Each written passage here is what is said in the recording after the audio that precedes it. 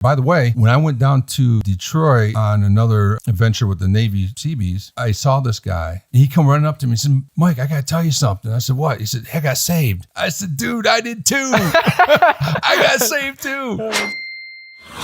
So now I know you're really philanthropic. I mean, just a little bit about Mike. He throws this like big bouncy house once a year for church, and he lets people come and use his shop a lot, and lets people be on the farm all the time. And you have someone stay with you guys too. I don't know if he's family, but where did that come from? Or like as a young adult, how did you? What was your profession of faith? How did you? Great question. Meet Jesus, and because I see it all and everything that you do, and I'm just so curious of when you were 18, 25. What are some of the decisions or moments that kind of led to that? Absolutely. Great question. Carletta stays with us. But before that, when we were first Christians and we're doing all this, by faith, you said, and especially after I became a pilot, as expensive as that is, and I became a pilot for nothing, I realized to trust the Holy Spirit and do what he says. And what I found out, it took a little bit, but for instance, there was a time I had like $1 and a 20, and the Holy Spirit says, give that person the 20. When I was thinking, I got to use that for gas or something like that. I said, okay, I got $1 left. Now, this is right when I got saved. And so I gave the 20, and then the next day in the mail, we overpaid on taxes or something. I had like a $300 check the next day in the mail. I'm like, okay. Okay, this is how it works. Yeah. So you don't do this stuff to get something back. What you do is you just do it out of your heart, and the Lord's going to take care of you. It was amazing. That's where we learned to be generous. All right, so you were talking about just letting go, basically. Let go, let God. And I had a really cool youth pastor when I went to this place called Severe Heights. You probably heard of it here in Knoxville. And that's what he'd do. He'd get money and he'd try to give as much away as he can before it would start drawing on him or whatever, like sort of being tempting or something. So I think that's crazy. And I've heard a lot of stories like that too. It's like you give and then just kind of works out, Well, absolutely. And, and that's exactly my prayer too. Just a tangent here is I've always prayed, Lord, let me make enough where I can do what you want me to do and it doesn't get to my head, because money does change people. So I definitely try to not focus on any of that stuff. And so as we learned, helping people out, like this lady at church called us and said, we have this lady that's, she's got divorced, her husband did some drug thing, or, I don't know the whole story, but anyway, she was in a bad way. And, do you have, a place for her? Because we've done this with other people. One of the local churches know that we do this. And sure enough, we opened our house up to her. And is she family? Yeah, she is now. So, and her name is Carletta. So they're actually, my wife and her are down in Florida on a little vacation, and just to take a break and stuff like that. So I could be here with you today. So how did you all meet Carletta again? I mean, say that one more time. Through a local church. Okay. And she just was like, hey, I need. No, she works, or she goes to this other church, and there's people at that church that know us and found out about her situation and just called us and said, we know that last person moved on, and do you want another roommate? My wife and I talked about it and said, absolutely. Our house is always open. Because here's the thing. God gave it to us, and everyone that comes up here on the hill says, man, this is such a beautiful place. It's no good for the kingdom if I hoard it and don't let no one come up here or use it, So what's the point? That's why we open up everything. And you were here during the bouncy house and the fireworks, and the kids were just having a blast, and you just take a minute and they'll remember that stuff, So, but with that being said, there's a fall party coming up. I'm gonna need some help. So, sure, I can definitely help out.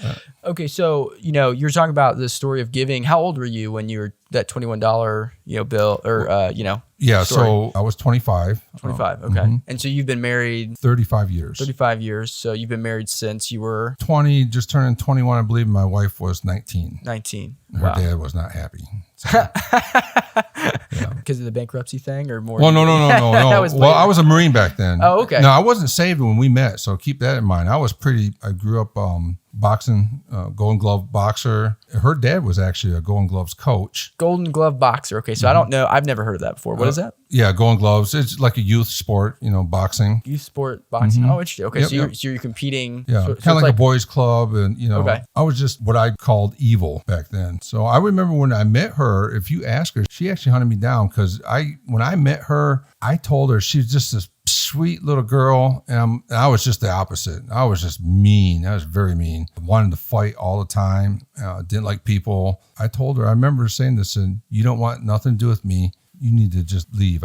Something told me don't touch her, because you're bad and she's good and there's going to be consequences. It's kind of what I felt, But no, she said that she saw something in me, and I went back to Camp Lejeune, and she started knocking on the door. I'm like, what are you doing here? I love you, man. So, I gotcha. So she was sort of like the beginning of you kind of changing your ways back then. Yes.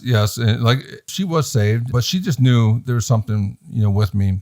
I didn't see it, but she did. I'm going to jump over to another quick story.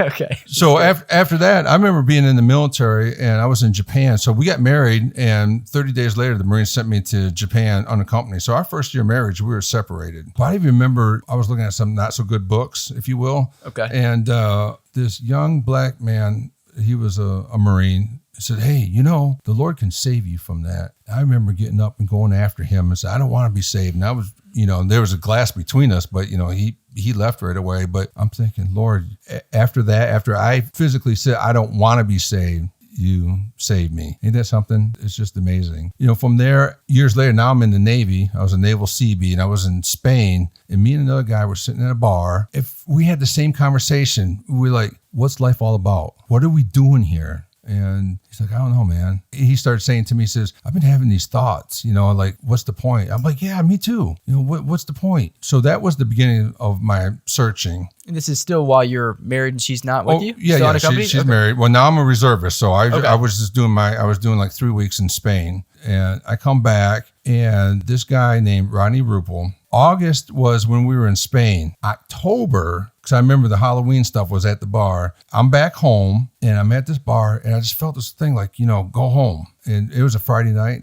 I'm thinking, yeah, it's Friday night. I'm going to sit in the bar. All this time from August to having that conversation to now, almost every day, I'm like, what's the point? Why am I here? I had this search, and someone told me, I was at one job, and he says, hey, Mike, if you'd have died today, would you go to heaven? And I flat out said, no, there ain't no way. So I knew who I was. I knew I was evil. I knew I wasn't going to heaven. And that was bothering me, So now I'm thinking, man, hell's probably not a comfortable place. And now and so I had all these thoughts going on. I didn't know what to do with them. And so this weight came on me, and I left the bar and went home. And at that time, I remember got home. I just sat down. Someone knocked on the door. He opened up and he says, hey, my name's Rodney Rupel, and I am at First Baptist of Bridgeport. I'd like to talk to you about Christ. And at the time, remember, I was boxing. I was a Marine. Then I was Navy. I was pretty ripped guy. I didn't look 6'3", like 250. Yeah, something like that. So let's go with that. So I really scared him and stuff. Anyway, I said, I've been looking for you. Come on in. And he went through the Romans Road, and I got saved.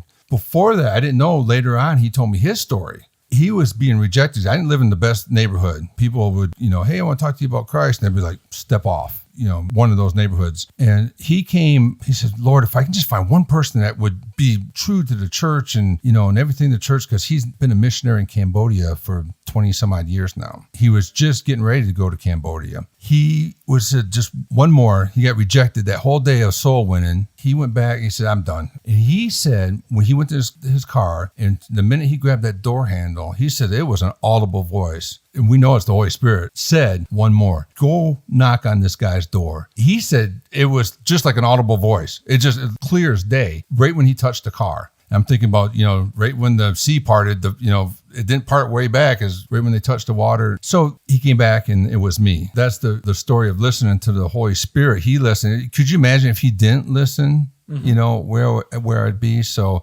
that's kind of the condensed version of my salvation, some of the things I did in the military. By the way, when I went down to Detroit on another adventure with the Navy Seabees, I saw this guy. He come running up to me and said, Mike, I got to tell you something. I said, what? He said, I got saved. I said, dude, I did too. I got saved too.